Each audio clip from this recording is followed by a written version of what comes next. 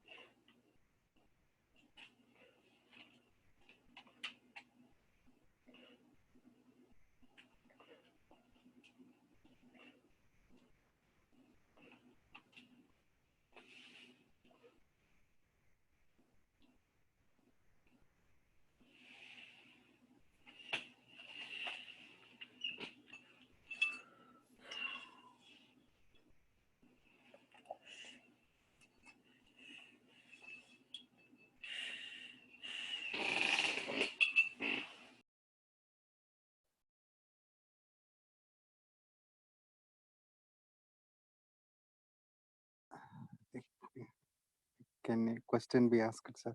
Yeah, definitely. When one is at least one step closer to the understanding, body knowledge and the, or the mind, the experience of the mind or body is suffering, sir. At least, here in this case, in Rami's case, like experiencing any experience feels like a suffering, but there will be some moments, and it's just plain calmness. So in that moment, all the pursuit of understanding, studies, they wouldn't exist at all. So in that sense, like, why there is desire, to understand the things or do the practice with the help of the mind? Like, it's very, nice to leave this body mind experience behind. Why isn't it happening once for all? Then, You still struggling with the believe, mind. you have strong belief in being a body, and that the body-based experiences are true. You still have this conviction, and the conviction that you are not a body automatically will erase all of this suffering, Rami. You'll still have the use of this body, and you don't have to keep, like Maharaj says, you don't have to keep saying, I'm a man, I'm a man, I'm a man, or go around telling everybody, oh, you don't exist, and all this sort of thing. You just know, and then go about your daily activities. There can be no suffering because there's not a creation of a sufferer. See, you're still believing that there's a body-based existence in which you're feeling some peace, which is the peace is the relief from the concept of the body-based existence. But the truth is that there is no body-based existence. You are formless. Everything that's occurring, every experience you've ever had, all the knowledge, all the relations are because of this misidentification with being a body. You are not a body. You are formless. You're prior to all of this.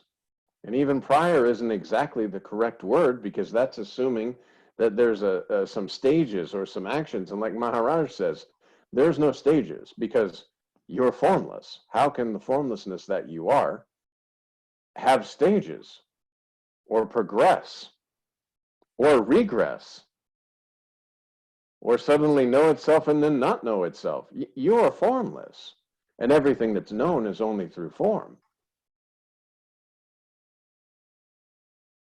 In your formless true state, you don't even know yourself until this, as Maharaj says, the spirit clicks with the body and you say, I, because now you have a knowing of yourself and you see around you all this world, and from the perception of knowing yourself as something, you see other some things, but you're everything and nothing.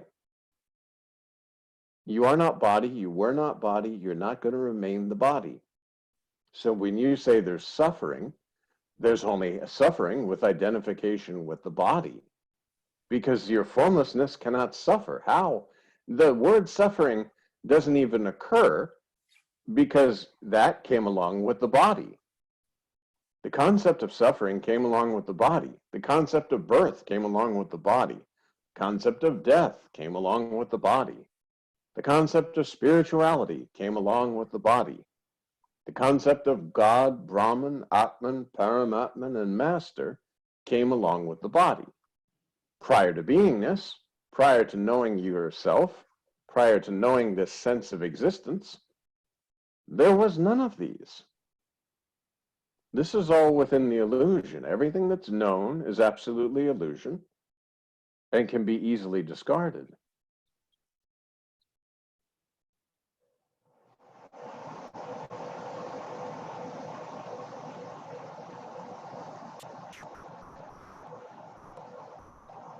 See, in day-to-day life, things will happen. Things means things happen. This understanding of things happen comes to the picture when the surroundings are taken as reality. That also happen,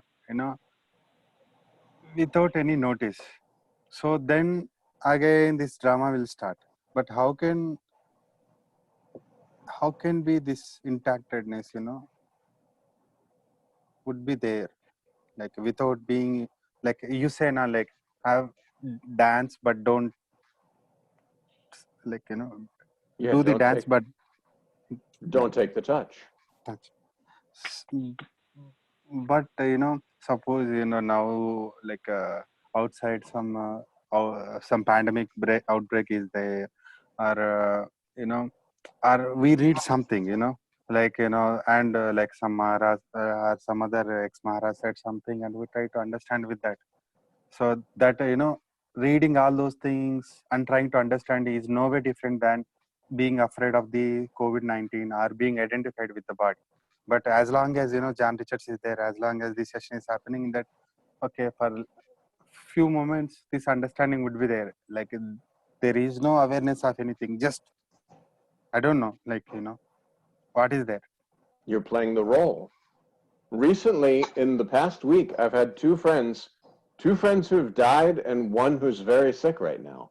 And I'm on a chat with these folks and, the people that are also knowing these people.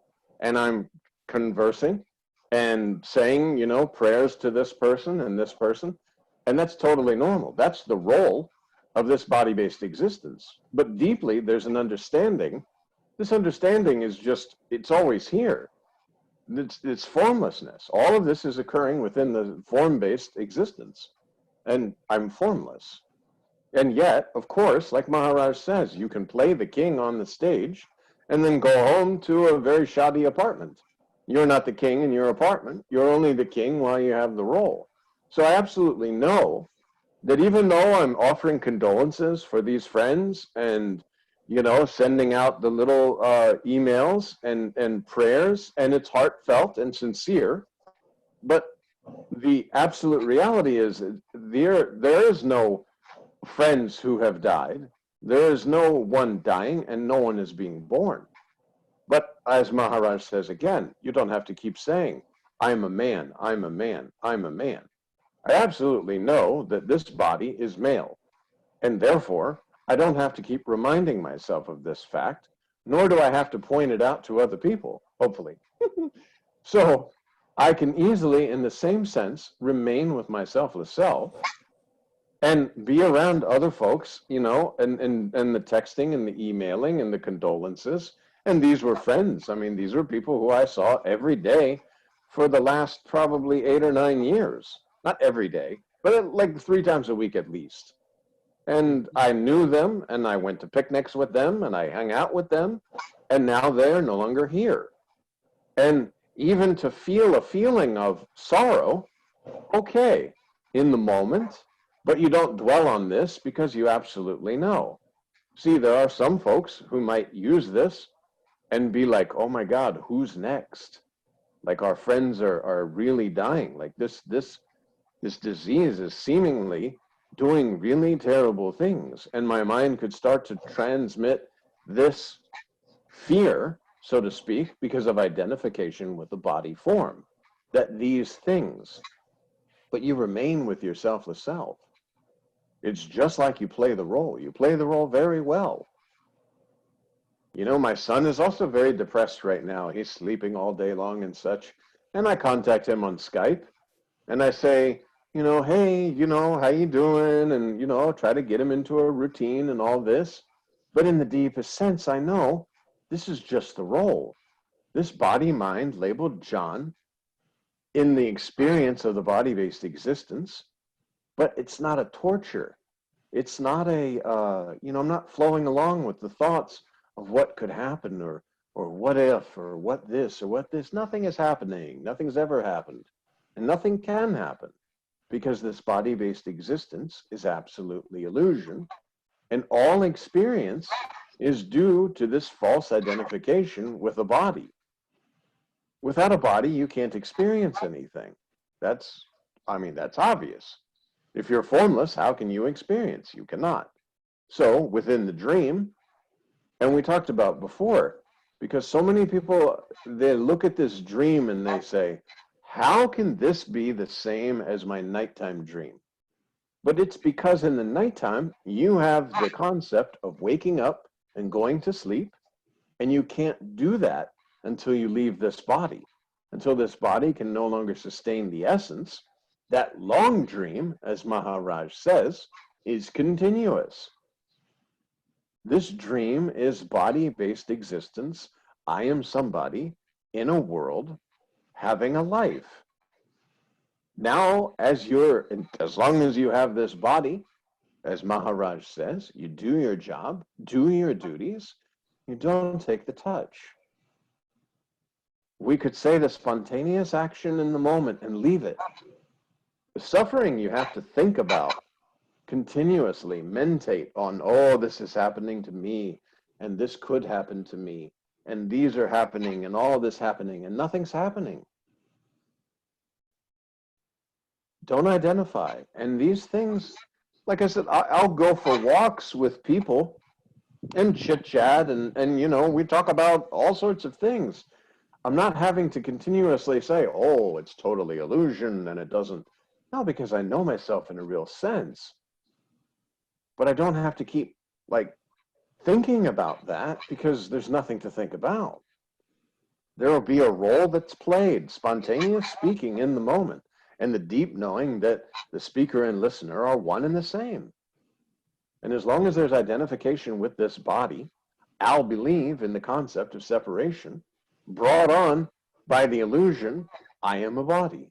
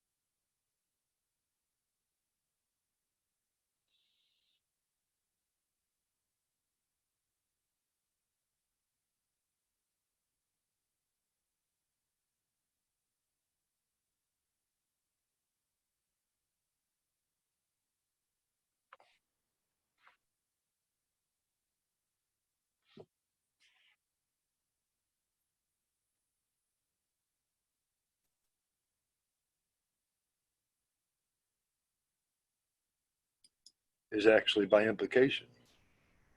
Sort of see what I'm saying?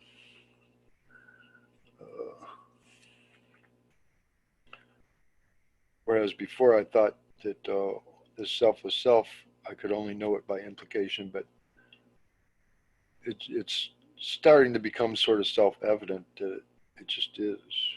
But I don't know what it is, but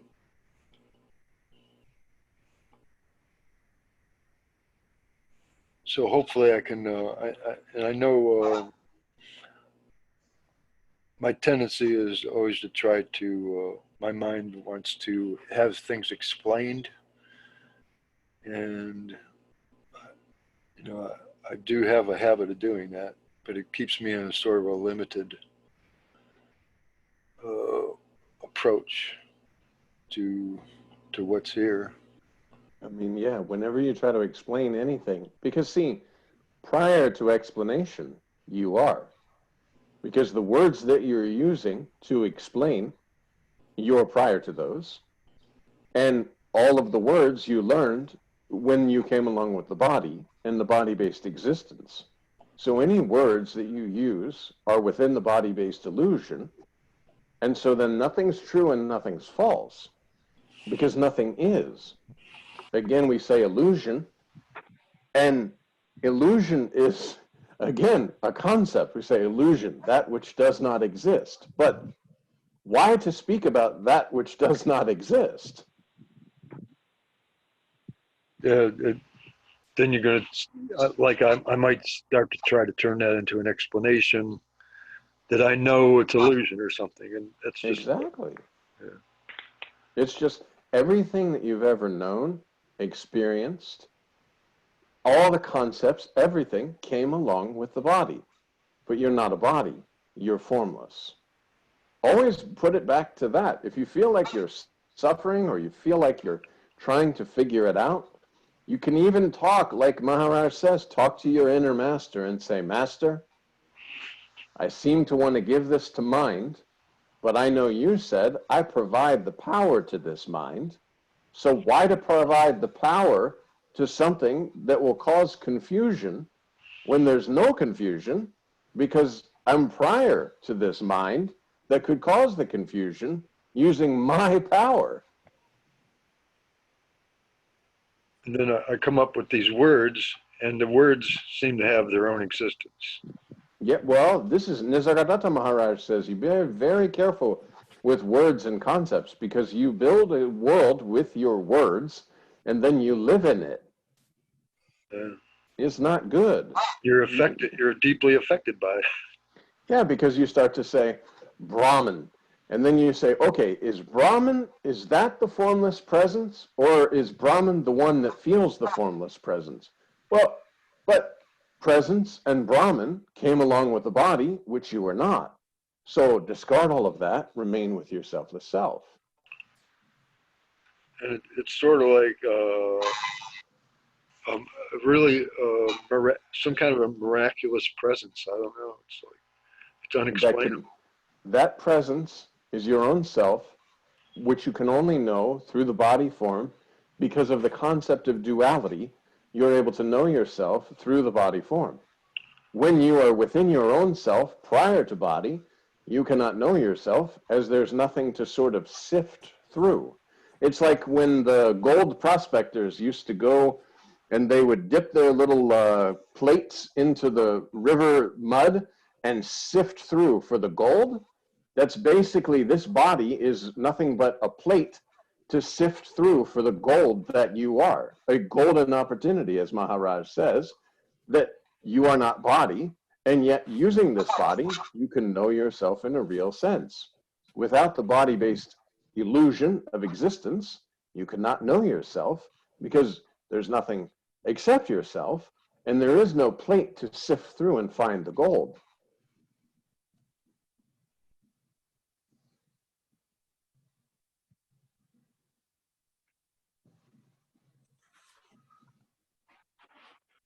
And now, once you know yourself, this body it's going to go through this thing called a life within the body-based existence. Just like when you go to sleep tonight, your dream will begin spontaneously and will end spontaneously. I doubt if any of us have ever gone to sleep at night and said, okay, now I'm going to be dreaming. And then had a nice conclusion to our dream and said, okay, now I'm going to be waking up. The dream is finished. The story is told. No, because this body-based existence is a long dream. And as long as the body's there, the existence came spontaneously, will leave spontaneously. And everything that happened in between was just the dream. The long dream, I am somebody. I am somebody else. I am a body, which you are not, were not, and never could be. You're formless. Sir, but me, now your words come in the dream, huh? Like, there will be a sense 1 or 2 times, whatever is appearing here it is not. That sense will be there sometime, not all the dreams. Like, But you don't have a choice as to, like, when you go to sleep tonight, you can't say, okay, I'm going to dream about being in the sandy beach and No. I'm going to have a nice romance for a little bit of time on this sandy beach and eat at a nice beach cafe and meet this nice lady. We're going to talk for a while. And then as we're walking in the sun, as it's setting, I'll wake up and that'll be the end of my dream. The whole story is finished. You can't do this. So there is no, like, planning the end of the dream. You can't control your life, all that. Exactly. As much as And you'd like yet, to think so. as you have this body, you go about and do the next thing that's in front of you, spontaneous action in the moment, leaving all the results and just see what the next scene is. And don't take the touch. Just let whatever happens happen once, basically. Exactly, because you can't do anything about what happens anyway. It's only this mental concept of, I can somehow do this. Even you can look at those folks who save all their retirement money. They're so frugal, and they say to themselves, because when I get older, I want to make sure that I have a good retirement fund. But then, like, Enron happens, or something happens in the market, and they're wiped out completely. And yet, you would ask them, and they would say, I am building a secure life. And no, it's better to say, I'm doing what I can in the moment, and I leave the results. And if something happens good, okay. Something happens not so good, okay. In reality, I am not body. I was not body. I'm not going to remain the body. So the formlessness inside this bubble of illusion, these things appear to be happening, but they're not actually happening. And yes, if you don't pay your car note within the dream of this illusion, your car will get repossessed. Yes? So you don't just say, like Maharaj says, it's not like a carte blanche freedom to just go do whatever you want to do. Within the dream, you do your job, you do your duties, you take care of your family. You don't be like saying, I think Maharaj makes fun all the time about, they say, okay, I'm going to leave my family and go to the Himalayas and go deep into spirituality, and I'm not going to have a job, I'm going to go begging, and I'm going to be a very spiritual man. And Nisargadatta Maharaj blasts that away right away, and Ramakant Maharaj blasts that away. No, the true spirituality is living just as you did before, but yet inwardly knowing, I am not body. All of this is illusion. There's no ups and downs within me. These actions and reactions may be happening, but nothing's actually happening. There's no body-based impression that I am somebody and I'm succeeding or I'm failing or this is happening or that's happening. Spontaneous action. When you look at the news, it's like, what came to my mind is, I think Maharaj spoke about when you throw some water down by some ants, they all start running. And this whole pandemic is like, it's got the entire world like the ants. Everyone's just running. And, the body identification, it's just really, that is the basic problem. I mean, that's the basic, to me, it's like the basic attachment, that attachment to the body. And it's not so much for, for exorbitant things, it's just basically existence, you might say. So everyone, like that attachment is very, very strong. And, like sometimes when I look at like a Ranjit satsang or something like that, he brings it up a lot. He talks about, take care of your body, but if your body goes, don't worry about that because you're not the body. He says this is a dead body at the moment. This is a dead body at the moment. Yeah. And I think it's good to square that away first. To get that completely resolved, just get rid of it. And then, he'll do this with his hand. It's like this side or that side. It's that easy, one side or the other.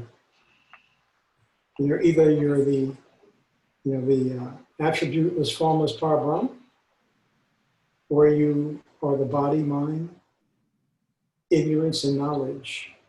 In other words, you're in ignorance, one or the other. Well, and the way to unlock that is presence. You spend some time with yourself through meditation, remaining with yourself. You invite the attention of the invisible listener. There's a sense of presence felt through the body, and you begin to remain there. Worship that presence as your own selfless self. Masters said, your spontaneous presence has projected the whole world. There's nothing except presence. Now you've felt this or known this presence, you remain there. This will teach you everything you need to know, because as long as you don't go to the world and you go there, you keep keeping attention, be with your selfless self. Mind stops because there's no more things to think about because you're remaining with your selfless self.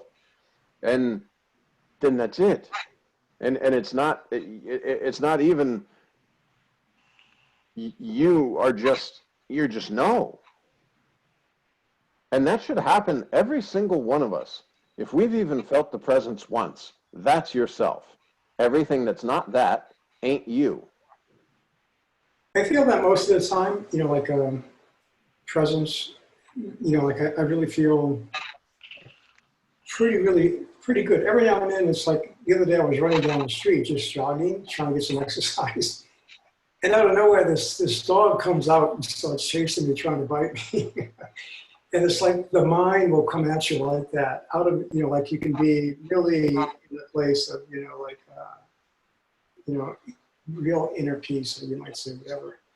And all of a sudden, that mind will just come out at you, just like a wild dog, just really. And again, it's like it'll try to bite you. And I know that Maharaj, he'd always say that, the ego is like biting you from behind, snipping at you. So, it's just, but it's just getting, like it's just recognizing that for what it is, and it's just dealing with it as each time it comes up, basically. And, you sometimes I'll do the mantra, sometimes I'll reflect on what the teaching is, sometimes I'll try to speak to the master, I'll speak to the master within me, and some, basically it's just dealing with it. That, it's like, that's the big stick you got to carry when you go jogging. Well, and to be very grateful, you're getting closer and closer to your selfless self. Know that these thoughts are not there to bite you. They're there to see if there's anything left to bite. Oh, yeah. Well, yeah, that's basically, because there's no, illusion is necessary, isn't it? I mean, like, to realize what you are. If there was no illusion, I mean, there would be no possibilities. And you're clearing away this body-based illusion slowly, silently, and permanently. Whenever a thought comes and it's crying for attention, and you allow it to pass, but you notice it, and then you can kind of laugh to yourself, ha-ha, this tricky mind, he's trying to snatch me, and I remain with my selfless self. Because if there's something there, and see, those are the things that the deeper it gets into the identification, the more it'll appear like something that needs attention. And a lot of times, too, it might be a loved one who gets sick or who's not feeling well, and you're bringing up your mind for that because, as Maharaj says, this ego, mind, intellect tries to kind of feel you out and look. Perhaps you're no longer having attention about your thoughts about yourself.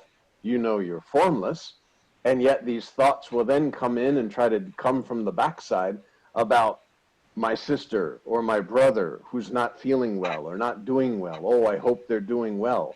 And that instead should just be, oh, another thought's coming in. But every thought about the form-based illusion can be brushed aside. And the more that it seems like it's something, and you might even feel your blood pressure rise a little bit with the thought, those are the thoughts that are testing your reality. Those are the thoughts where you're remaining with your selfless self and allowing those thoughts to go, and then witnessing the fact that you didn't get caught up in this mechanism of thinking.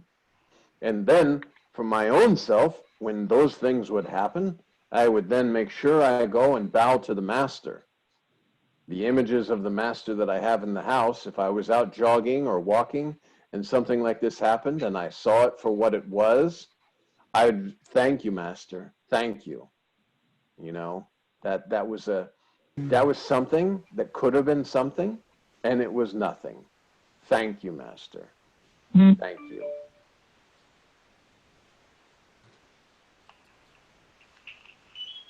The praise is very important. That Yes. sometimes instead of doing the mantra, you just say the word praise or whatever, kind of. Because you don't want to take the egoistic sense of doership of having gone through it yourself. You know, in other words, you don't want to say, oh, yes, I'm doing so well that I didn't go with this thought. No, instead, you come home and you say, thank you, master, thank you. I remained at your feet. The teachings, they came to me spontaneously and erased in the moment this concept that this thought was important. Jai Sadguru. You know, there's no way in the world, I mean, like, I know that there's no way in the world I could do this without the master. I mean, it's completely in the master's hands. I really feel that. You do need that master. And sometimes, you know, like, there was a passage from Sampradaya 3 about Krishna was the chariot driver and he drove Arjuna into a circle. You know, in the battle formation, it's easy to penetrate the circle, but, you know, it's just about impossible to get out because once you get in there, then the enemy has you trapped inside. So only, you know, it's like dealing with the, you know, just this whole bowl of illusion. You know, like, you know, you need to have that chariot driver, that master there leading you, you know, like praising the master, knowing that you are in the master's hands and he's leading the chariot. And he'll take you, you know, you go into the circle because that's where you live. I mean, basically there in this world, we've got to deal with the issues that we're dealing with. They can get out. You know, we're playing a part, in other words. But not to get stuck in there, you know, you got to have that that guidance from the master. You know, it's just absolutely, totally essential. Well, Ramakant Maharaj says in the book Ultimate Truth, had he not met Nisargadatta Maharaj, he would still be going to temples, looking for peace, looking for happiness, Right. bowing to different gods and goddesses, doing countless meditation of looking at the breath and all these sort of things, egoistic meditation. And had it not been for Nisargadatta Maharaj, he would still be, just like he says, wandering and on this spiritual search. But the master, the master is the presence that you are in the form of Sri Nisargadatta Maharaj, who tells the form of Ramakant Maharaj, you are not body. Absolutely know this. I know this, trust that I know this, and now find this for yourself. And Sri Ramakant Maharaj, as he said, he listened to Nisargadatta Maharaj's talks for quite a while and didn't really grasp any of it. But the most important thing, because Nisargadatta Maharaj used to say, listen to me, listen to me. And Sri Ramakant Maharaj says, this is addressed to the invisible listener who is recording everything. And when the time is right, this recording will play back. And this recording plays back in moments like you just mentioned of jogging, and the mind starts to bother. And no, I've heard that I am not body, I was not body, I'm not going to remain the body. And my master has told me he absolutely knows himself in a real sense. I trust this. I have complete faith and trust in the master.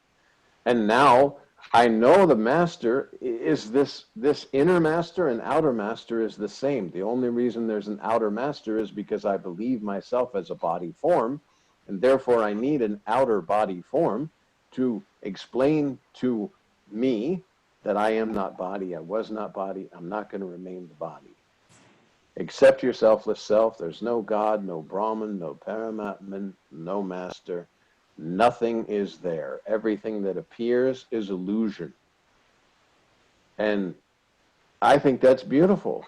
You know, I watched Sri Ramakant Maharaj at the ashram come in and in complete reverence bow and put his head on the feet. You know, they have the cast of Nisargadatta Maharaj's feet in the ashram. Put his head on the feet of the master, bow, and the devotion was shown. It didn't have to be spoken about of, you know, do this, do this. The master is showing you, you see, these are the things I do in my everyday life. I do the bhajans 3 times a day, and I come in and I bow to the masters because I owe the masters everything. And the masters are the spontaneous presence on which this entire world has appeared.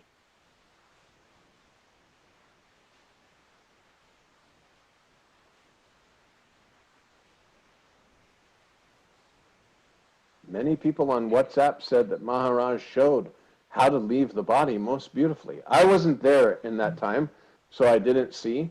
I had texted a few folks on WhatsApp, and they actually placed like cinnamon sticks and such, and the different various things, and also a couple of logs on the pyre.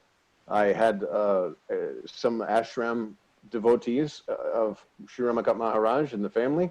They put some logs on the pyre. And they were saying, you know, it was a beautiful finish because there's no death. And the master knows there's no death without any doubt whatsoever, not even a speck of doubt. The water comes and that ant does not run.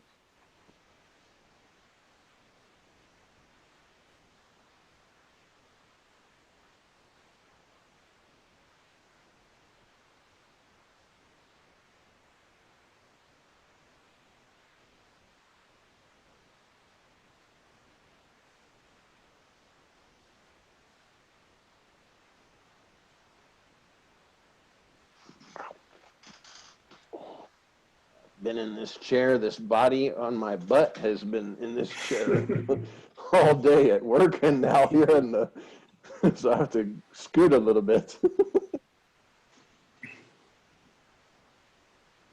Yeah, even though understanding is there, but body will have its own problem. Oh yeah, the butt gets sore, even if you're formless.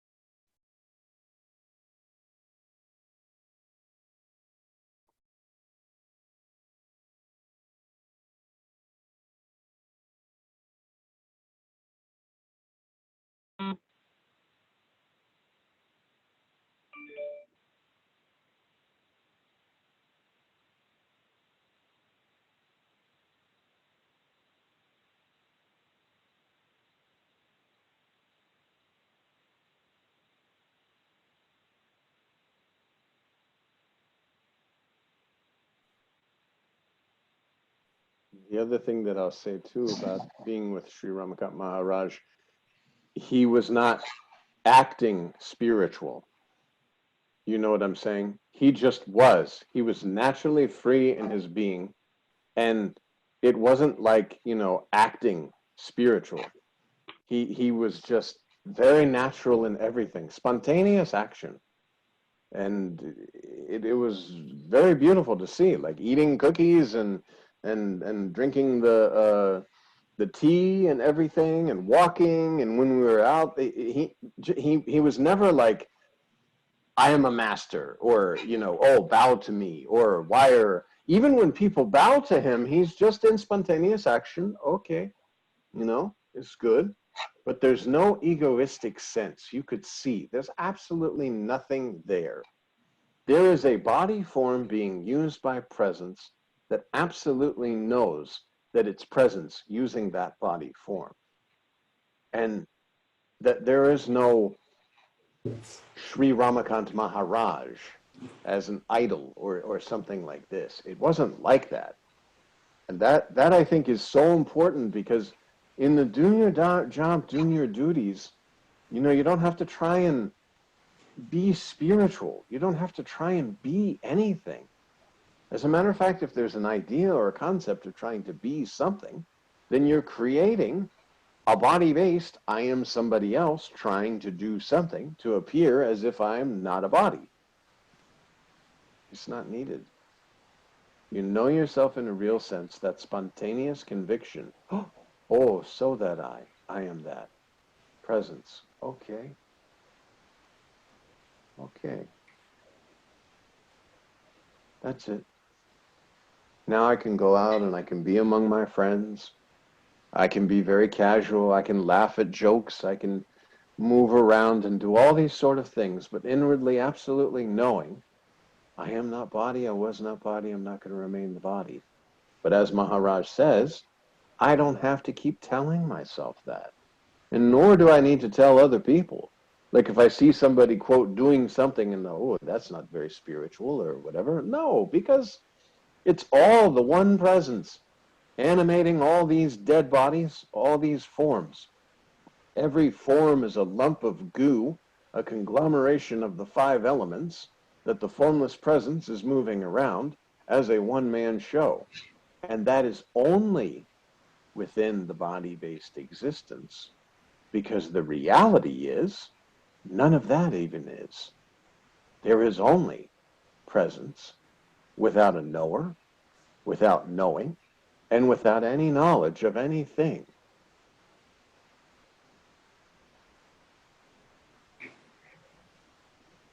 Das Bode expresses that so beautifully in chapter 6. So in the sub-chapters that are in chapter 6, he talks about the attainment of Brahman and so forth. And it's really reading that really is beautiful. Just really incredible. Totally other.